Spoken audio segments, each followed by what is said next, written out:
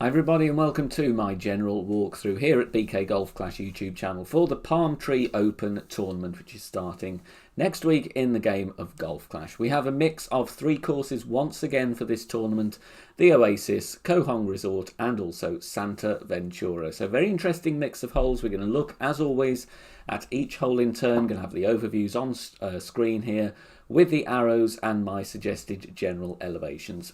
Bear in mind, these are only suggestions and will of course need to be tweaked as we know throughout the week what tournament wind directions and strengths we're going to be dealing with. Before we get started, please do remember to hit thumbs up on the video if you're liking the content, and if you're not a subscriber then do consider becoming one. It is totally free. If you hit the bell button, you'll get notified when we upload new content or go live for tournament live streams, of which there will be several next week from a range of divisions as well. Okay, let's get started. We begin, as always, with hole number one. Starting with a par 4, this is hole number 1, and it's on the Koh Hong.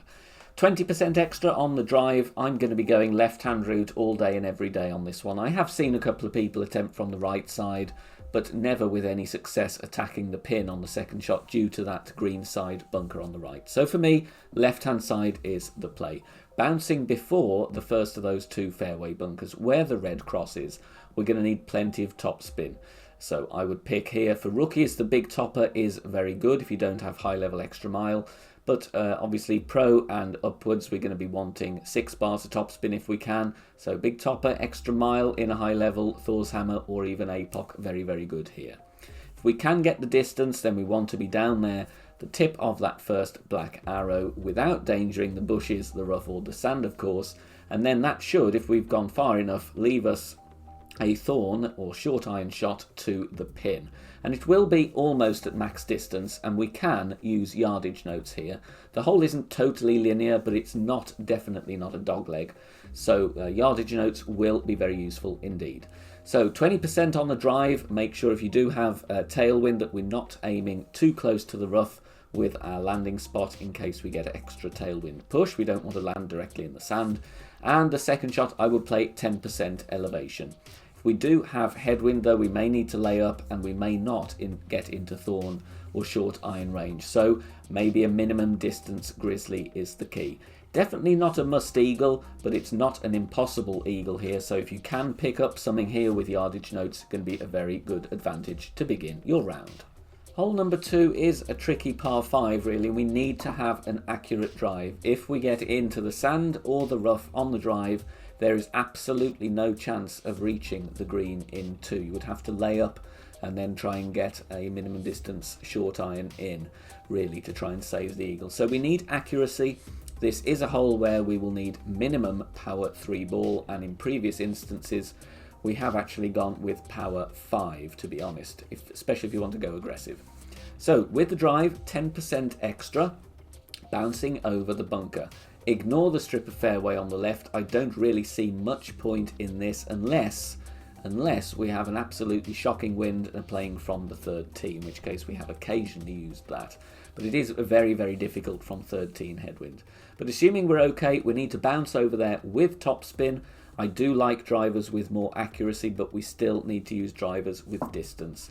So people that do have a nice level Thor's hammer or Apocalypse with better accuracy than, for instance, higher level extra mile, going to be at an advantage here, because you will probably have a better chance of getting away with a minor great left or right. However, bear in mind the fairway is narrow.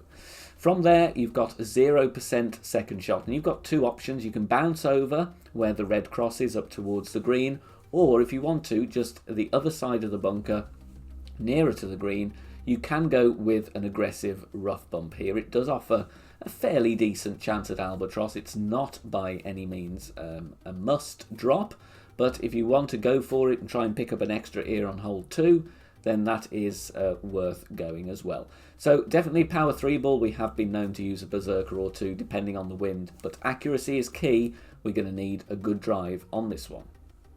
The boats hole on the Oasis greets us for hole number 3, the first of the par 3s, and for this one it's going to be very, very wind angle dependent, and you've got really two options.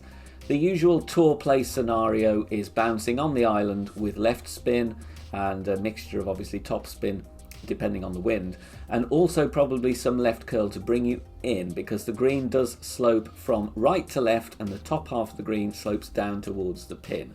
So that is the kind of backup route that we would usually play in tour play. However, tournaments, we've got to consider some lines for hole-in-one, and I'm not saying the hole-in-one is impossible bouncing over on the right, but it is less likely. The best chance, of course, is the rough bump. That is shown with the white line.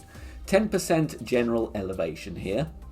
The issue with the rough bump is the wind angle. Level crosswind, then I'm going to be going for this. If you do have, however, a hint of tailwind or headwind, you've got to be very careful, because you're either going to be adjusting down into the sand and losing elevation on your shot, or you're going to be adjusting up onto the green and gaining distance on your shot. And you've got to think about pull angle as well as adjusting accurately. Bear in mind, if you do have some inadvertent pull angle here, or you're overpowering or underpowering your shot by accident, the chances of missing the rough and either flying over the green and out of bounds or plugging straight into the sand are fairly high. So play this one if you are feeling confident and if you've got your adjustment nailed. This is a par 3. If you really want to go for it, I would recommend taking a practice token or two, but bear in mind you've got to weigh up the risk against the reward. If in doubt, play safe is my advice on hole number 3. In terms of clubs, going to be a long iron, obviously from front tee. Middle tee, if you're playing the bounce over, it is also a long iron, so the grizzly here is very good. But if you're going for the rough bump, that is a sniper shot, and obviously Master Division, a very, very difficult hole on this one. So pay your money, take your choice which route you want to go, depending on the wind on hole 3. Hole number 4 is going to be very, very important to get an eagle on, and I say that really for all wind directions. 10% on the drive. Now the best route here is the black line, and that's going on that little pad of fairway over on the left. Yes, you will need some right spin here. I would suggest a side spin 3 ball, and in certain wind directions, especially from middle tee, you may want to bump yourself up to a power 4 ball if it reduces the need to go with any overpower that may risk your drive. The plan is to bounce over the bunker and just roll down onto the green very, very nicely. Accuracy is key on this shot though. You don't want to hit a bad great left or right and end up in the rough either side of the red cross. The blue line is a bit of a risky shot. It is one I've seen played a fair bit though, and that is going with a load of topspin and trying to bounce where the white cross is and propel the ball with the topspin, second bounce in the rough in between the trees and then out onto the fringe or rolling down onto the green. This is a little bit trickier than the left-hand side. As I said, it is a bit of a lottery as well, depending how much topspin you have and if you get a decent rollout or not, but it's still a viable option if you fancy it.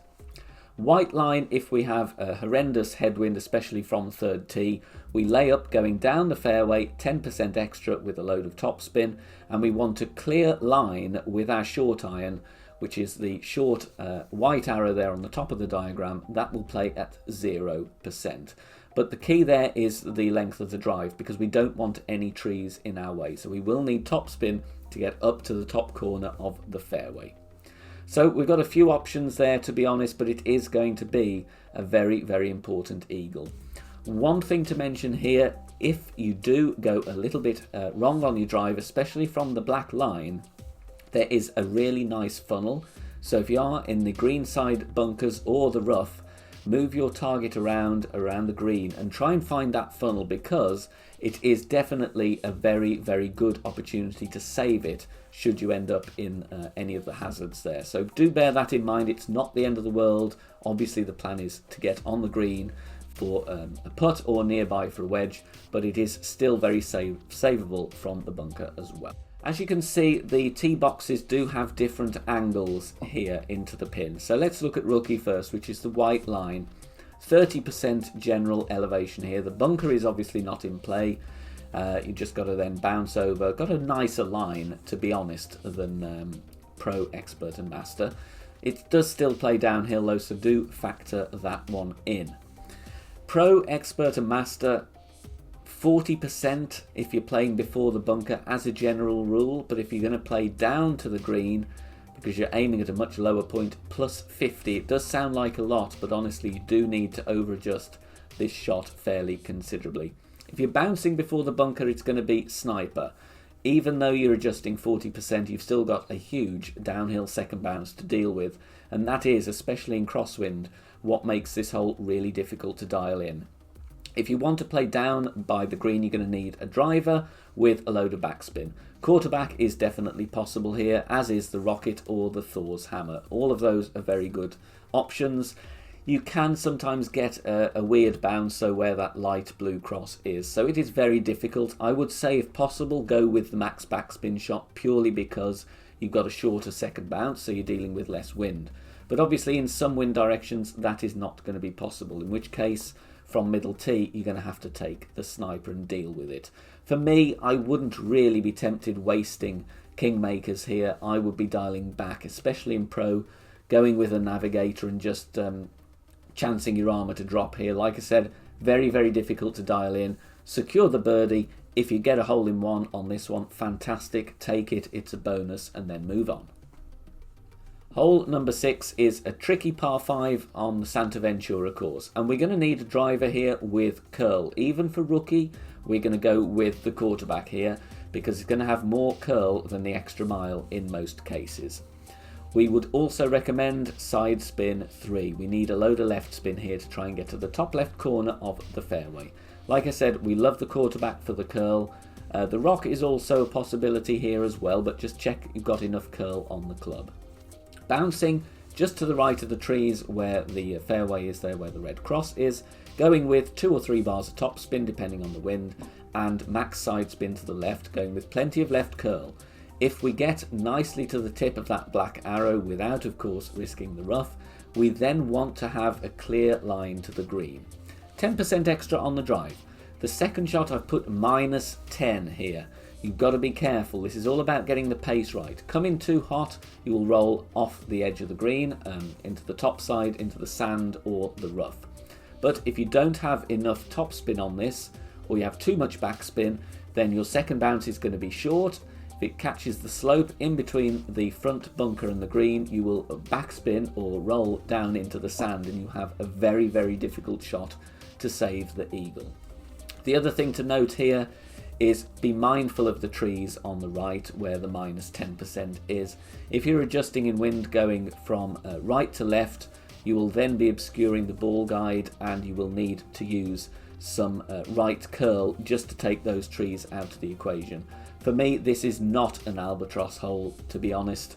Most cases, just play very, very sensible and accurate shots, get yourself on the green and take your eagle.